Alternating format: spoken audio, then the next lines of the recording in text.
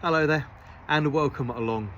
Today's rose review sees us travelling back in time once more to 2010 and a rose introduced worldwide by David Austin Roses. This one is England's rose, and a really good representation of why I started my rose reviews in the first place.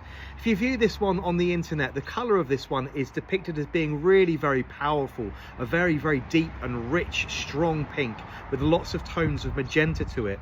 In fact, the rose in front of me is actually more of a candy or Pepto-Bismol style pink, and very similar to another rose also grown within the collections here that ranks quite highly with myself.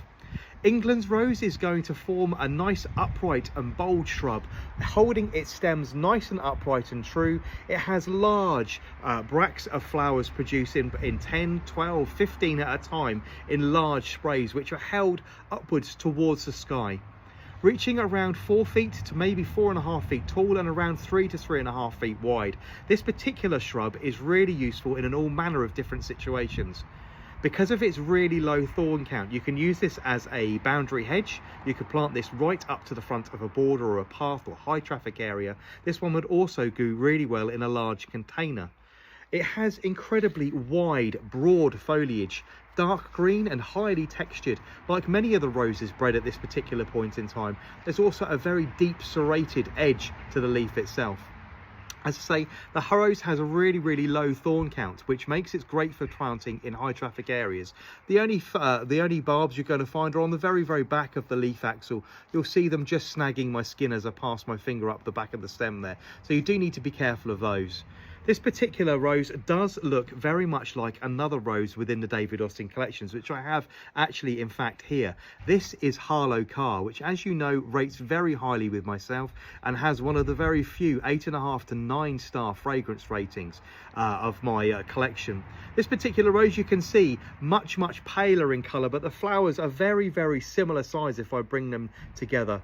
The difference with England's rose is it does lack a little bit of a punch when it comes to fragrance. The fragrance is there, it's old rose based, and there's slight nice warm notes at the back there. A small amount of clove and a small amount of nutmeg, and you're thinking about other things like star anise because it's really quite warm. And a slight peppery edge to the very back there. Fragrance rating wise, I'm going to be rating England's rose at a solid 3 out of 10 stars, when Harlow Car packs an 8.5 to a 9. The difference with this particular rose is, unfortunately, it is slightly on the floppy side, meaning you do have to give it a little bit of support. And as you can see from the stem just here, it is absolutely laced with barbs. So if you basically like the look of Harlow Car, but you don't mind the lack of fragrance, but you really want to get rid of those barbs and thorns, England's rose from David Austin Roses makes a really good substitute. Particularly useful in the garden, this particular rose is also going to do very well in not only full sun, but also partial shade, which sometimes comes hand in hand with a little bit of dry as well. So a very tough and resilient rose for growing in a whole multitude of different situations in the garden where other roses may not thrive. This one is England's rose from David Austin Roses. I hope you've enjoyed today's review. Don't hesitate to leave me a comment below and like, follow and share. I'll see you all again very soon. Take care now. Bye-bye.